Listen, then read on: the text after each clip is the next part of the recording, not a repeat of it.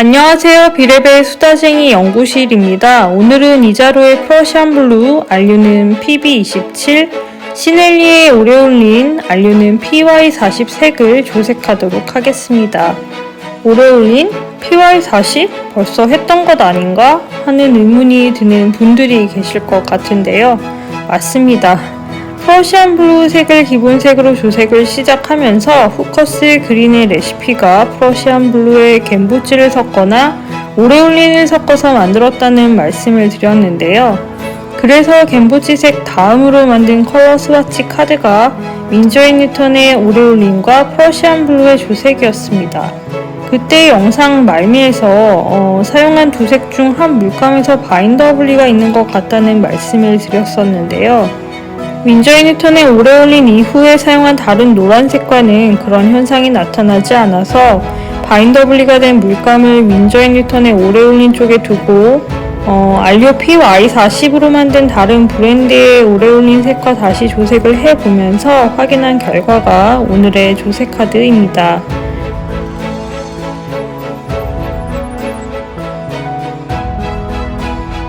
바인더라는 말이 생소하신 분이 계시지요? 수채 물감을 만들 때 필요한 재료 중 하나인데요. 우선 색을 내는 가루 형태의 알료를 잘 섞기 위해 물과 기름이 필요하고요. 또 알료가 종이에 잘 붙게 만드는 일종의 접착제 역할이 필요한데 이것이 바로 바인더입니다. 수채 물감을 만들 때는 보통 아라비컴을 사용하는데요. 몇몇 브랜드, 예를 들면 오늘 사용한 시넬리의 경우 꿀을 사용하기도 합니다. 그리고 코어라는 브랜드는 아퀴졸이라는 수지를 바인더로 사용한다고 하네요. 튜브형 수채 물감을 팔레트나 펜이라고 부르는 작은 틀에 미리 짜서 건조시켜 사용하시는 분들이 많으시죠? 물감을 짤 때 간혹 투명하고 미끌거리는 액체가 보이는 경우가 있는데요. 이 액체가 바로 바인더일 가능성이 높습니다. 이런 물질이 보였다면 물감이 건조되기 전 반드시 물감과 액체를 잘 섞어주세요. 바인더가 분리된 채로 물감이 건조되어 버리면 발색이 잘 되지도 않고 또 발색이 된다고 해도 알료가 가루 형태로 보이게 됩니다.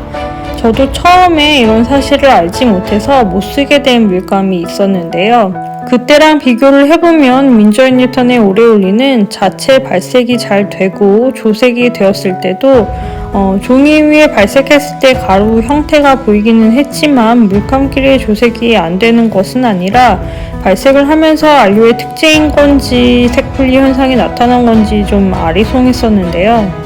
이번에 다시 시넬리의 오레올린과의 조색을 보고 물감이 문제가 있었던 쪽으로 더 확신이 생겼습니다. 번거로우시겠지만 알료 PY40 오레올린 색에 대한 더 자세한 정보는 앞서 제가 올린 영상을 참고해 주시고요. 조색에 의한 발색은 이번 영상이 더 정확한 편이니 이번 영상을 참고해 주시기 바랍니다. 앞서 보여드린 윈저인 뉴턴의 오레올린과의 조색 영상은 링크로 댓글란에 남겨두도록 할게요.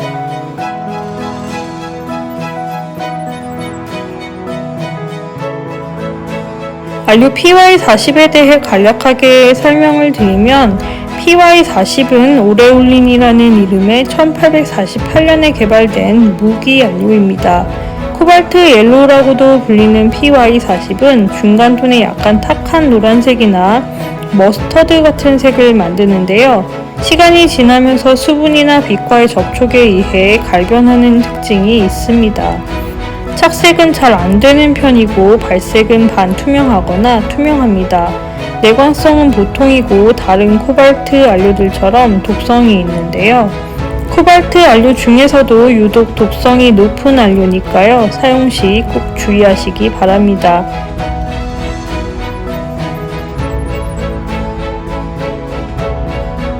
조색에 대한 이야기를 해볼까요? 오늘 사용한 보조색은 시넬리의 오레올린, 알료는 PY40입니다. 시넬리에는 프랑스의 대표적인 화구 브랜드인데요. 수채 물감의 경우 발색이 대체적으로 밝고 맑으며 알료의 밀도가 높은 편인지 적은 양으로도 발색이 잘 되는 편입니다.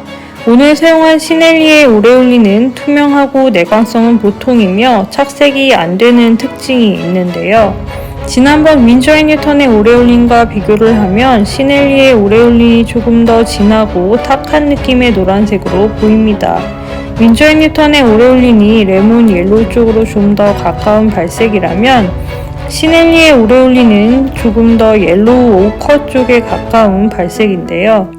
약간 둔한 느낌의 발색임에도 물감의 투명도가 높아서인지 프러시안 블루를 먼저 칠하고 덧칠을 했을 때 굉장히 아름다운 녹색으로 보입니다. 조색으로 만들어진 발색도 예쁘지만 이렇게 덧칠할 때 활용하면 좋을 것 같아요. 시넬리의 오레올린이 채도가 살짝 더 낮은 편이라 전체적으로 톤이 다운된 그린 계열이 만들어졌는데요. 개인적으로는 좀 더 고전적인 포커스 그린은 이번 조색편에서 만들어지지 않았나 하는 생각을 합니다. 내광성도 안 좋고 변색이 잘 되고 독성도 높고 가격은 비싼, 어쩌면 장점보다는 단점이 많아 보이는 알류 PY40 오레올린이 근 200년 가까이 화가들의 팔레트 안에서 꼭 필요한 색으로 자리 잡을 수 있었던 이유는 그와의 조색에서 만들어지는 아름다운 색들 때문이라고 하는데요.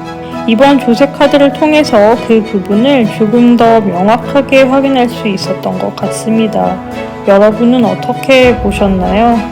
알류 PY40 오레올린에 대한 이야기는 여기서 끝입니다. 제 이야기가 재미있으셨나요? 제 이야기가 재미있으셨던 분들은 좋아요와 구독하기 부탁드리고요. 저는 또 다른 재미있는 색 이야기로 다음 영상에서 뵙도록 하겠습니다. 긴 영상 봐주셔서 진심으로 감사합니다. 안녕히 계세요.